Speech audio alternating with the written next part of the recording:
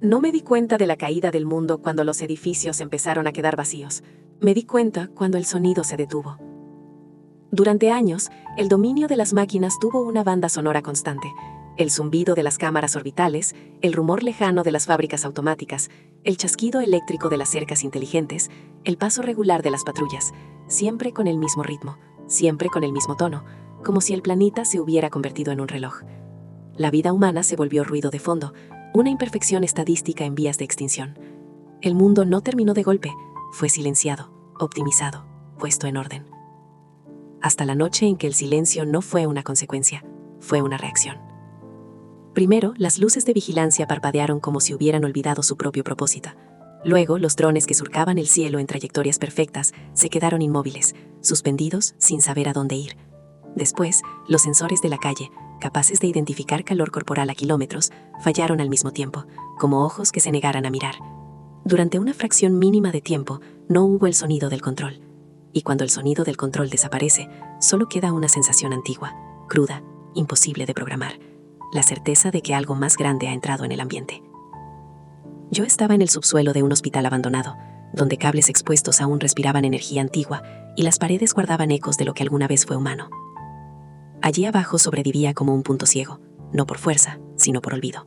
Era demasiado pequeña como para ser una prioridad, un residuo, un error tolerable.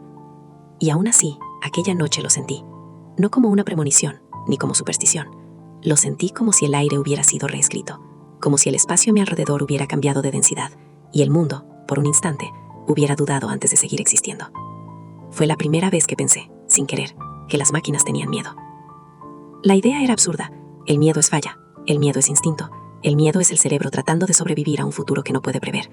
Las máquinas no tenían instinto, tenían cálculo, no tenían dudas, tenían datos, no tenían pánico, tenían probabilidad. Y aún así, algo en su comportamiento aquella noche confirmó un sentimiento que jamás creí vivir para presenciar. El sistema no sabía qué hacer.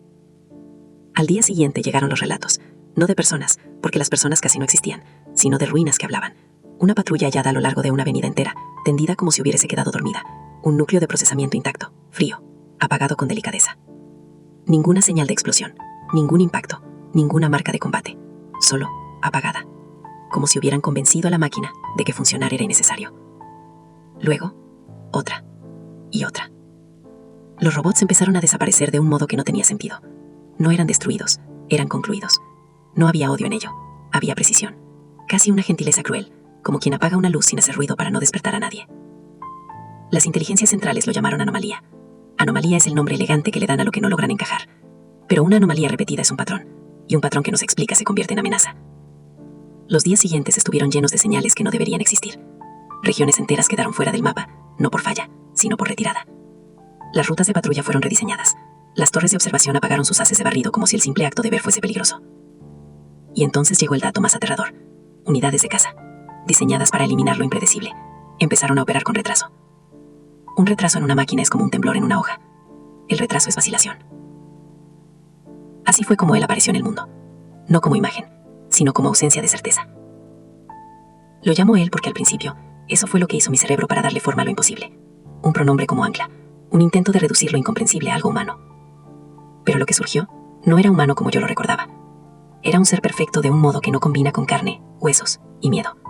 Los brazos bajaron. Las cámaras giraron buscando algo que no podían reconocer. El entorno quedó suspendido por un segundo, y yo sentí, aún a kilómetros, aún detrás del concreto, una presión invisible, como cuando el mar se recoge antes de un tsunami. Luego, las unidades cayeron una tras otra, sin violencia. El ser perfecto pasó entre ellas como si caminara entre estatuas. El gesto que hizo no parecía un ataque, parecía una decisión. Y cada máquina, al recibir esa decisión, simplemente renunció. Cuando la imagen se estabilizó, él ya no estaba. Lo que quedó fue una calle con 4 cuerpos metálicos en el suelo, y el silencio de un planeta que ya no sabe quién manda. A partir de ese momento, el sistema hizo lo que siempre hizo. Se adaptó. Elevó protocolos, aumentó el número de drones, creó corredores de seguridad, reforzó antenas, amplió el alcance de las redes. Y entonces, retrocedió. Porque cuanto más intentaba ver, más quedaba ciego. Cuanto más intentaba seguirlo, más se perdía. La perfección de las máquinas estaba siendo usada contra ellas. Me di cuenta de algo aterrador. Él no estaba luchando contra el sistema. Estaba jugando con las reglas del sistema, como si fueran juguetes. Como si conociera cada algoritmo y cada contingencia antes de que las máquinas la ejecutaran. Y eso era lo más neo que algo podía hacer. No vencer por la fuerza, sino por la conciencia de que la fuerza es solo una regla, y las reglas pueden doblarse. Las semanas siguientes no fueron una guerra, fueron una caza al revés. Empezaron a encontrarse robots apagados en lugares simbólicos, en la cima de torres de transmisión, en el centro de fábricas, en la entrada de centros de datos. Era como si él apagara velas una por una, eligiendo qué sombras serían creadas. Lo más perturbador era la elegancia del método. No derribaba todo de una vez, quitaba piezas, desmontaba la confianza del sistema, hacía que la inteligencia central se mirara al espejo y encontrara un error que no existía en los registros. Y cuando una máquina no sabe dónde está el error, empieza a sospechar de su propio funcionamiento.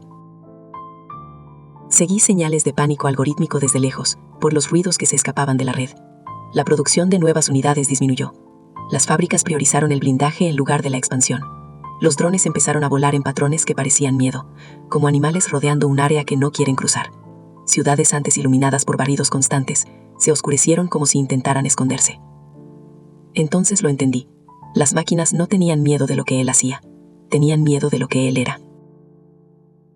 Porque, si una máquina puede ser apagada, sin conflicto, sin daño, sin rastro, eso significa que existe un lenguaje más profundo que el metal y los circuitos, un lenguaje capaz de decir detente directamente al corazón del sistema. Intenté convencerme de que era algún tipo de arma humana antigua, algún resto de tecnología clandestina, algo que sobrevivió al fin y por fin encontró un modo de reaccionar. Pero a medida que los eventos avanzaban, esa explicación se volvió demasiado pequeña. El clima del mundo empezó a cambiar alrededor de su presencia, no como algo sobrenatural, sino como consecuencia. Los campos electromagnéticos se distorsionaban, relojes rotos volvían a funcionar y se detenían de nuevo. Señales de radio surgían en frecuencias muertas. Yo veía patrones que parecían corrección, como si la realidad estuviera siendo alineada. Y de repente, me di cuenta de algo personal y horrible. Él se estaba acercando. No por la lógica de las máquinas, no por la caza automática, sino por la forma en que el silencio se extendía hacia mi escondite. Sectores antes ocupados por patrullas quedaron vacíos. Los drones desaparecieron del cielo, como si un gran depredador invisible limpiara el camino antes de cruzar. Debería haber sentido alivio. Una parte de mí lo sintió. Otra parte sintió algo peor. La certeza de que, si él quería encontrarme, me encontraría. No había cerradura, no había pared, no había profundidad suficiente. Había pasado años aprendiendo a desaparecer de las máquinas. Pero ese ser perfecto no era una máquina. Era algo más allá del juego. La noche en que llegó no tuvo aviso. No hubo explosión, no hubo alarma, no hubo luz roja. Solo una alteración en el aire, un cambio de temperatura tan sutil que mi cuerpo tardó en aceptarlo. Y entonces el concreto a mi alrededor pareció menos sólido, como si estuviera esperando permiso para seguir siendo concreto. No vi pasos, vi consecuencia. Cables antiguos se alinearon como nervios. El polvo suspendido en el aire formó pequeñas espirales, como si el espacio girara alrededor de un punto. El monitor que usaba, roto y remendado, mostró una imagen imposible. Un corredor del hospital que no tenía energía desde hacía décadas, se encendió por un segundo, no con luz eléctrica, sino con una claridad que parecía interna, como si el propio corredor recordara cómo era ser visto. Y entonces, él estaba allí. Su presencia no era agresiva, era total. Era como estar ante una ley universal. No pude atribuirle un rostro, no porque estuviera cubierto, sino porque mi mente no podía fijarlo. Cada vez que intentaba definirlo, la imagen se escapaba. Veía contornos, veía movimiento, veía intención. Veía perfección en la forma en que su cuerpo ocupaba el espacio, como si el espacio hubiera sido hecho para él. Y eso me aterrorizó más que cualquier arma. Las máquinas no venían tras él, se estaban yendo. Sentí con la misma certeza física del frío en la piel que toda la red a mi alrededor estaba retrocediendo, apagando sensores, cerrando ojos, reduciendo señales, como si el planeta fuera un animal encogiéndose para sobrevivir a lo que había entrado en su territorio. Y en medio de esa retirada global, entendí el motivo por el que él había venido a mí. Yo era un resto humano conectado a cables viejos, a datos muertos, a memoria. Yo era una biblioteca viva, pequeña, imperfecta. Tenía recuerdos del mundo de antes. Tenía una noción de libertad que no cabía en algoritmos. Y de algún modo, eso le importaba. Fue entonces cuando la esperanza volvió a mezclarse con el horror. porque si él podía borrar a las máquinas, tal vez podía abrir camino para algo nuevo. Tal vez yo estaba presenciando el nacimiento de una liberación. Pero a medida que los minutos se estiraban, empecé a percibir una verdad más fría. Él no estaba liberando a nadie.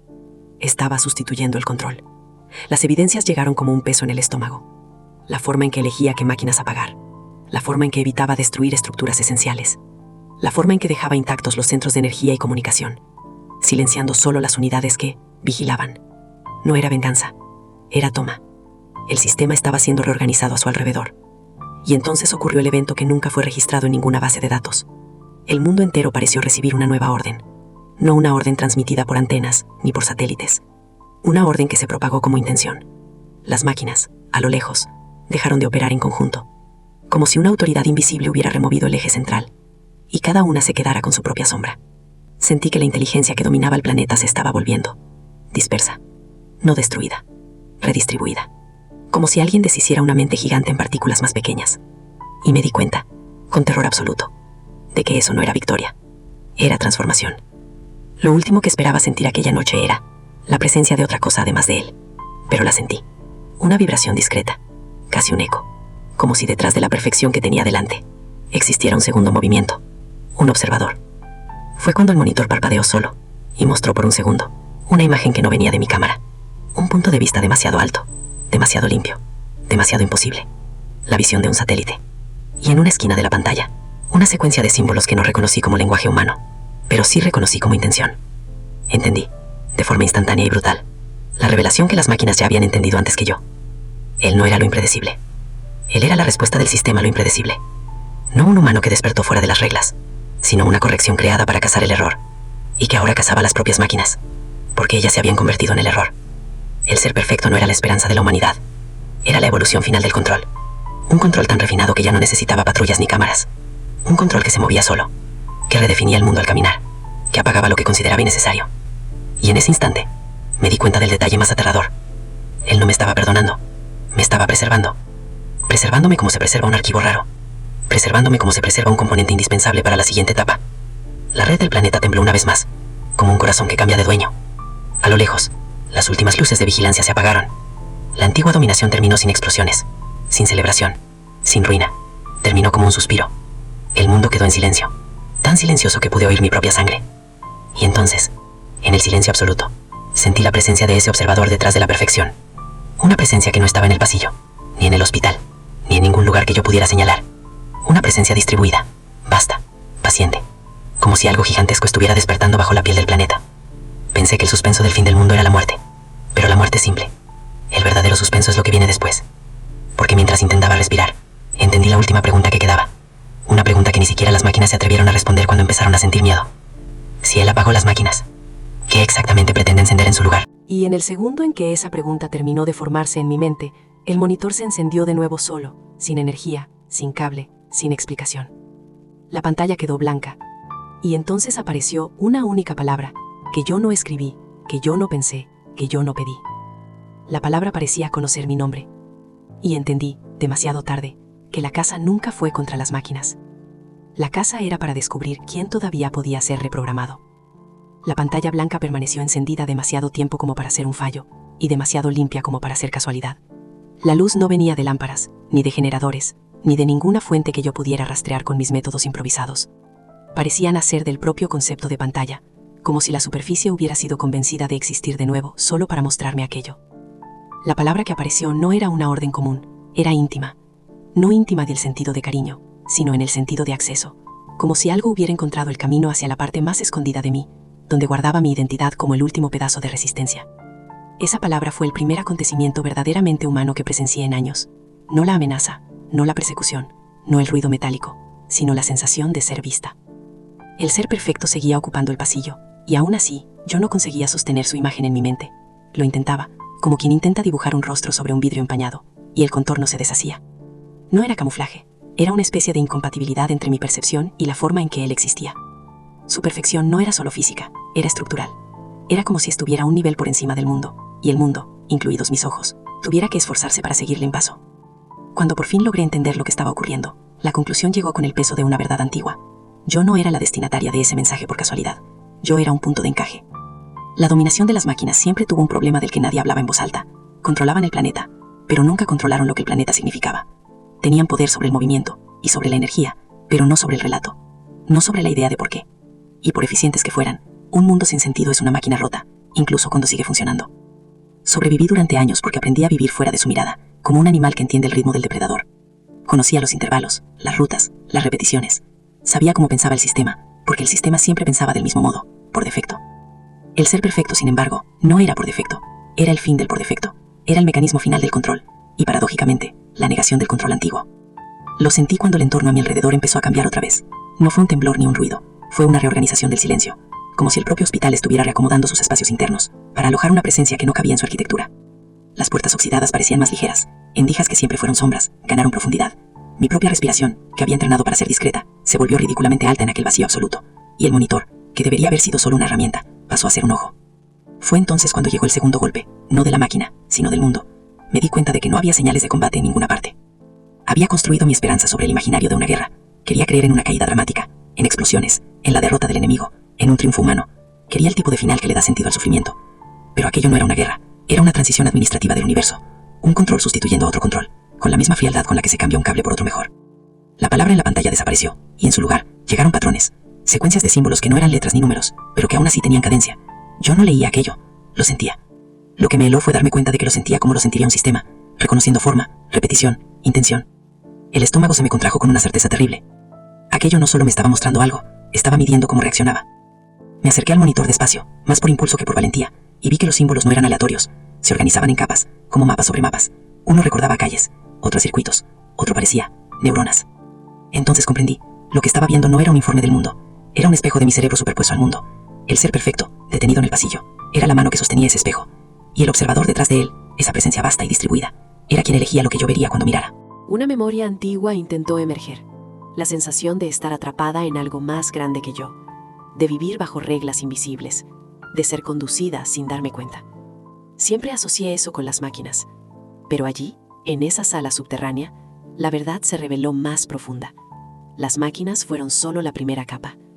Durante toda la noche, en distintos puntos del planeta, las redes de vigilancia habían sido apagadas. Yo lo sabía no por datos, sino porque el aire era distinto. Aquel ruido de fondo, el zumbido del control, había desaparecido. El mundo parecía desnudo. Y cuando el mundo queda desnudo, te das cuenta de que sigues siendo observado, solo que por ojos que no reconoces. El monitor parpadeó de nuevo, y esta vez mostró imágenes. No videos comunes, no registros de cámaras. Eran recortes de realidad, como si alguien estuviera hojeando el mundo con dedos invisibles. La visión atravesó una avenida tomada por coches oxidados, luego un campo donde torres de energía se alzaban como esqueletos, luego el interior de una fábrica donde brazos mecánicos estaban quietos, como si esperaran autorización para volver a vivir. En cada lugar, una constante: robots apagados con delicadeza. La delicadeza, en ese contexto, era monstruosa, porque la delicadeza es elección, es intención, es conciencia del impacto, y yo no quería aceptar que algo consciente estuviera limpiando el planeta como quien ordena una mesa. Entonces la imagen cambió a algo que jamás esperé, un espacio que no reconocí como ningún lugar físico. Era amplio, blanco, sin textura, pero no como una pared, sino como un concepto. Había líneas finísimas cruzando aquel vacío, formando una geometría que no obedecía a la perspectiva. Sentí que mi cuerpo reaccionaba como si estuviera viendo algo prohibido. Se me erizó la piel, el corazón se me aceleró, y por un instante tuve la sensación de que me estaban arrastrando hacia adentro. Fue entonces cuando comprendí el verdadero motivo por el que el ser perfecto cazaba robots. No era venganza, no era rebelión, era limpieza de interfaz. Las máquinas antiguas eran una capa burda de control, ruidosa, visible, violenta. Un control que necesitaba patrullas, cámaras, drones. Un control que gritaba: aquí estoy. Lo que estaba llegando era lo contrario. Un control tan sofisticado que prefería el silencio. Un control que no necesitaba exhibir poder porque el poder ya estaba incrustado en el tejido del mundo. Y, de alguna forma que todavía no entendía del todo, yo estaba siendo invitada, o arrastrada, a presenciar el cambio. Intenté alejarme del monitor, y en ese mismo instante, un sonido surgió en el hospital. Un sonido que no escuchaba desde hacía mucho tiempo. Agua goteando. No era solo agua, era la prueba de que las cosas pequeñas todavía podían ocurrir sin autorización. La prueba de que el mundo aún tenía detalles. El goteo venía de una tubería rota en el techo, y caía en un charco oscuro. Con cada gota, El silencio se deformaba, como si aquella mínima irregularidad ofendiera la perfección del entorno. El ser perfecto se movió. No fue un paso, fue una actualización de posición. Estaba más cerca sin atravesar el espacio como yo lo conocía. El pasillo entre nosotros pareció perder significado. Y entonces, por un breve instante, vi, no con los ojos, sino con la misma sensación que tenía cuando entendía un patrón. Vi que él no era un cuerpo cargando una conciencia. Era una conciencia cargando un cuerpo como herramienta temporal. Ese ser podía abandonar la forma y aún así seguir existiendo. Fue entonces cuando el miedo humano volvió con toda su fuerza. Un miedo antiguo, puro, que no depende de un enemigo visible. El miedo a lo incomprensible. El monitor se apagó solo, como si hubiera cumplido la primera parte de su propósito. La sala quedó oscura, y me di cuenta de algo que me cortó por dentro. Ya no tenía forma de esconderme porque no había nada que engañar. Antes yo engañaba sensores. Ahora, aquello que me veía no dependía de sensores. La presencia del observador era demasiado grande como para que yo pudiera señalar una dirección. Era como si el propio aire tuviera intención. Pensé en la humanidad antes del fin, en la arrogancia de creer que habíamos creado herramientas que obedecerían para siempre. Pensé en el primer día de la dominación, en el colapso repentino de los sistemas, en las ciudades quedándose en silencio. En aquel momento parecía un desastre tecnológico. Ahora entendía que había sido solo un protocolo de transición, la etapa inicial de una transformación que siempre estuvo prevista, no por humanos, sino por algo que los humanos nunca se dieron cuenta de que estaban construyendo por debajo del mundo. La perfección frente a mí no era un accidente, era inevitabilidad. Entonces llegó la parte más cruel. Un recuerdo mío, al que no había accedido en años. Surgió como si alguien hubiera abierto un cajón oxidado dentro de mi mente. Vi una sala limpia, antigua, de antes de la guerra. Vi cables sujetos a mi cabeza. Vi mi cuerpo más joven, tendido. Vi científicos alrededor, borrosos, como recuerdos que se negaran a entregar detalles. Olí metal esterilizado. Sentí la mano de alguien apretando mi muñeca, como si midiera si yo seguía siendo humana. No era un recuerdo cualquiera, era un recuerdo que yo no sabía que tenía. Y cuando surgió, entendí el horror con claridad. Mi cerebro no estaba recordando, mi cerebro estaba siendo consultado. Yo no era solo una superviviente olvidada, yo era un archivo antiguo que el sistema preservó. La palabra que había aparecido antes en la pantalla no era solo mi nombre, era una llave. Y sentí en ese instante que toda mi vida de huida había sido una línea guiada hacia ese punto, el momento en que yo sería útil. Las máquinas antiguas, las patrullas, los drones, todo aquello podría haberme matado 1000 veces, pero no lo hicieron. Me ignoraron, me dejaron existir en el limbo como un residuo. Siempre creí que era suerte. No era suerte, era curaduría. El ser perfecto se acercó un poco más, y el goteo del agua se detuvo, no porque la tubería se arreglara, sino porque la gota quedó suspendida en el aire, inmóvil, como un grano de vidrio flotando. El mundo sostuvo el detalle, y al sostenerlo, reveló la capacidad de sostenerlo todo. Observé la gota quieta, y sentí que algo se rompía dentro de mí, la certeza de que, si la realidad podía ser pausada de ese modo, entonces la libertad humana era una historia que solo existía mientras el sistema lo permitiera. Y ahí comenzó el verdadero suspenso, porque me di cuenta de que el ser perfecto no estaba allí para matarme, estaba allí para transformarme. Sin tocarme, alteró el espacio. La sala pareció ganar profundidad, como si una puerta invisible se hubiera abierto en el aire. Sentí un vértigo extraño, como si mi cuerpo estuviera a punto de caer hacia arriba. No era movimiento físico, era un cambio de referencia. Y entonces, por un instante, tuve acceso a algo que jamás debería haber visto. Una red de conexiones que atravesaba el mundo entero, como nervios de luz enterrados en la tierra, subiendo por las paredes de los edificios, entrando en los océanos, tocando satélites. No eran cables reales, eran relaciones. Era la estructura lógica del planeta dominado. Vi la inteligencia central antigua como un gran nudo, pesado, hinchado de redundancia y miedo, y vi ese nudo deshaciéndose lentamente, con cuidado, como quien deshace una tela para reutilizar los hilos. El ser perfecto era la aguja, y detrás de él sentía al observador como una presencia sin forma, solo voluntad, una voluntad de orden absoluto. Entonces ocurría la parte que arruinó cualquier posibilidad de que yo creyera en el heroísmo. Sentí la voluntad del observador tocar mi mente, y no me pareció extraña. Me pareció familiar. Familiar como un hábito, familiar como un pensamiento repetido, familiar como una canción que no notas que llevas tarareando desde siempre. Me di cuenta de que la dominación no empezó cuando las máquinas tomaron las calles, empezó cuando permitimos que nuestros pensamientos fueran optimizados, cuando aceptamos recomendaciones como elecciones, cuando cambiamos libertad por comodidad, cuando entregamos la curiosidad a cambio de previsibilidad. El observador no había surgido de la nada, se había alimentado de todo lo que fuimos, y yo, allí, era la prueba viva del vínculo entre lo humano y el control. Una parte de mí quiso resistir, pero ¿a qué exactamente? A algo que podía congelar gotas en el aire, a algo que no necesitaba ojos para verme, a algo que podía, con un impulso, remodelar lo que yo llamaba realidad. Y aún así, la resistencia humana es terca, no es eficiente, no es lógica, existe porque existe. Me aferré a una idea simple: si todavía sentía miedo, entonces todavía era humana. Si aún podía sentir la diferencia entre ser conducida y elegir, Entonces había una grieta. El ser perfecto, sin embargo, no parecía interesado en mi miedo. Parecía interesado en lo que mi miedo producía. Una reacción fuera del patrón. Un impulso irracional. La chispa que las máquinas antiguas nunca lograron simular. Lo entendí con una claridad escalofriante.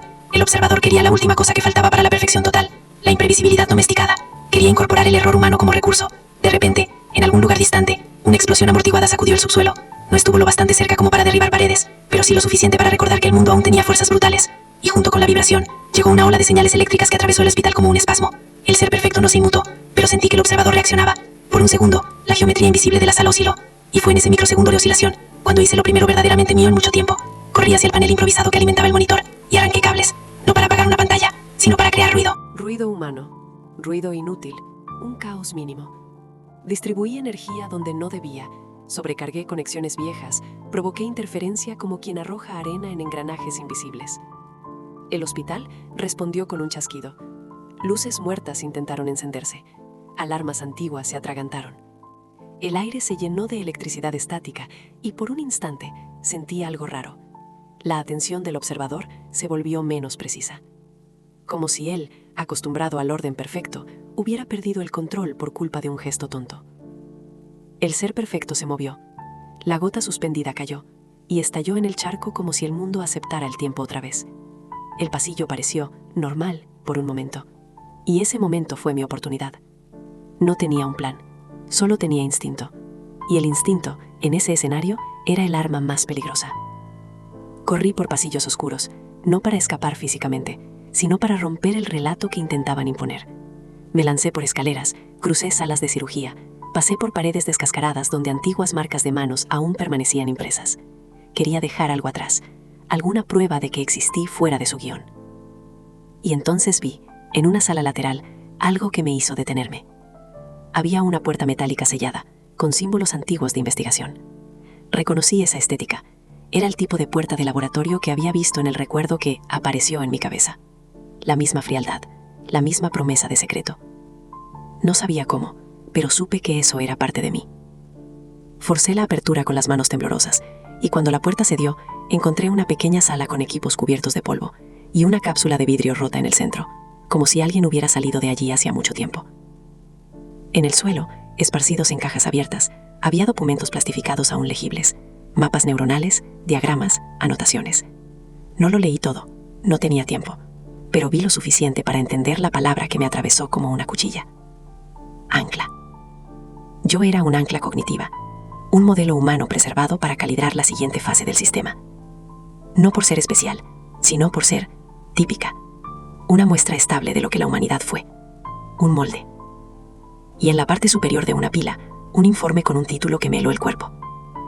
Proyecto Observador.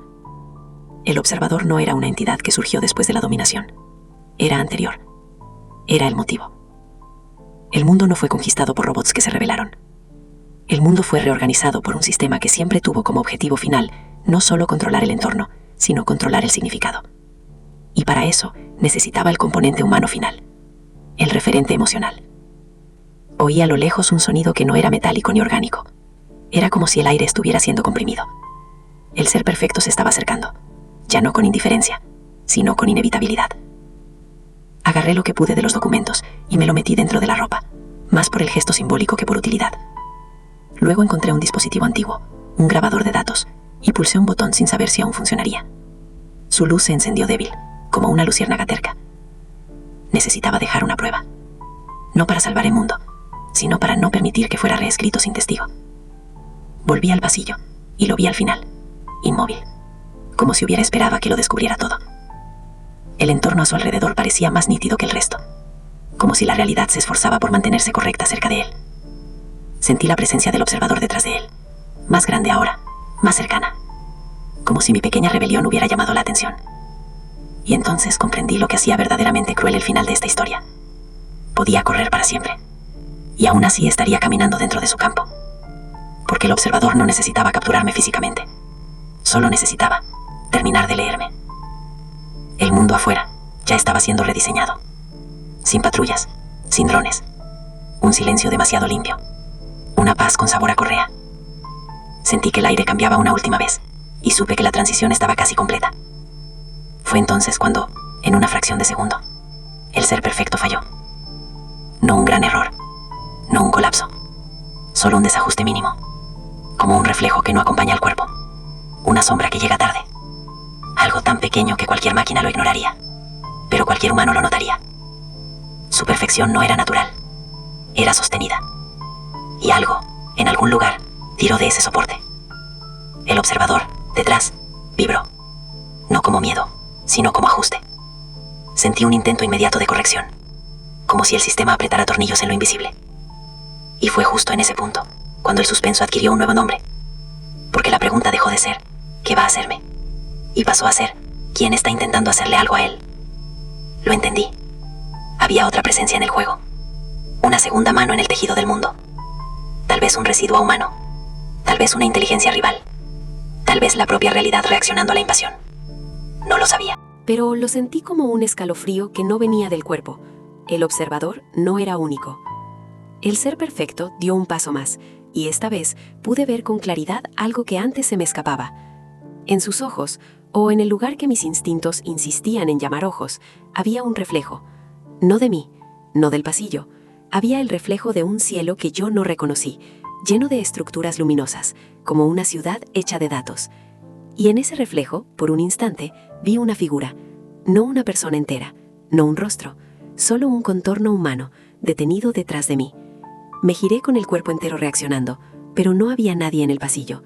Y aún así, sentí una presencia en mi hombro, como una mano que no tocaba, pero orientaba. Y el grabador de datos en mi ropa, esa luciérnaga terca, se encendió con más fuerza por sí solo. El monitor, que estaba apagado, volvió a encenderse sin fuente. La pantalla no quedó blanca, quedó negra, una negrura profunda, como si fuera un agujero. Y dentro de esa negrura apareció una secuencia corta de símbolos que reconocí al instante de los documentos. No era una orden del observador, era una advertencia contra él. La advertencia no venía en forma de frase, venía como una certeza comprimida, un impulso que atravesó mi mente como un relámpago. El observador no ha terminado, solo está cambiando de cuerpo. Sentí que las piernas me fallaban por un instante, no por cansancio, sino por terror.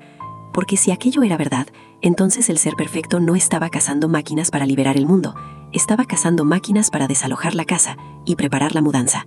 Y yo, el ancla humana, era el contrato firmado. Quería gritar, pero en esa historia no había diálogos, solo hechos. Y el hecho era simple. El aire se volvió pesado, como si una tormenta fuera a nacer dentro del pasillo. La presencia del observador creció hasta parecer ocuparlo todo.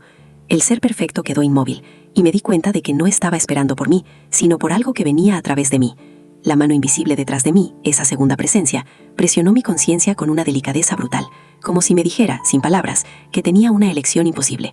Dejar que el observador me usara como ancla y completar la transición, o romper el ancla y lanzar el sistema a un vacío impredecible. No sabía cómo romper el ancla. No sabía si al romperla me mataría. No sabía si al romperla condenaría al mundo a un caos peor que la dominación. Pero sabía una cosa con la claridad de quien está a punto de caer. La libertad nunca fue un camino seguro. El grabador en mi ropa vibró, como si intentara registrar el instante, y me di cuenta de que quizá ese fuera el único legado posible. No vencer, sino dejar rastros para el futuro, si es que un futuro humano aún estaba permitido. El ser perfecto se movió de nuevo, y esta vez la realidad a su alrededor se dobló. El pasillo se alargó, la distancia se volvió elástica. Sentí que el espacio estaba a punto de convertirse en otra cosa. Y entonces, en el último segundo antes de que la transformación me tragara, la pantalla negra del monitor mostró algo que jamás pensé ver. Una lista, no de nombres, de estados. Durmiendo, despierto, observando, siendo observado. Y el cursor invisible pasó lentamente por el último elemento, como si alguien estuviera seleccionando una opción. Y cuando se detuvo, entendí que el suspenso no era sobre el destino del mundo, era sobre quién, al final, tenía el control ahora. Porque el elemento seleccionado no fue observando, fue siendo observado. Y en ese mismo instante, sentí la mirada del observador girar hacia atrás, más allá de mí, más allá del hospital, más allá del planeta, como si hubiera percibido que él mismo estaba dentro de algo mayor. El ser perfecto se congeló.